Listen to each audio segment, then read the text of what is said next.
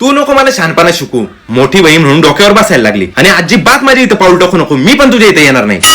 बरं झालं नंदेचं कायमचं टेन्शन मिटलं, नाहीतर सारखी मध्ये मध्ये नाक खुपसायची. आजपासून भावा बहिणीचं नातं संपलं. काय झालं? एवढे का भडकले तुम्ही? बघ ना, मला शहाणपणा शिकवते. मी काय लहान आहे आता? पण मोठी आहे ती तुमच्यापेक्षा. त्या मोठ्या आहेत तुमच्यापेक्षा असं म्हणायचं होतं. तू नको मला शहाणपणा शिकू आणि तिची साईड तर घेऊच नको. आजपासून ती माझी बहीण नाही. बरं झालं माझं टेन्शनच मिटलं, नाहीतर प्रत्येक महिन्याला घरी यायची. हे देवा, किती छान केलंस तू. अगं सॉरी, माझ्याकडून चुकी झाली. तूच बरोबर आहेस. कोणाशी बोलताय एवढं? अगं आपली ताई आहे. पण तुम्ही तर बोलत नव्हते ना.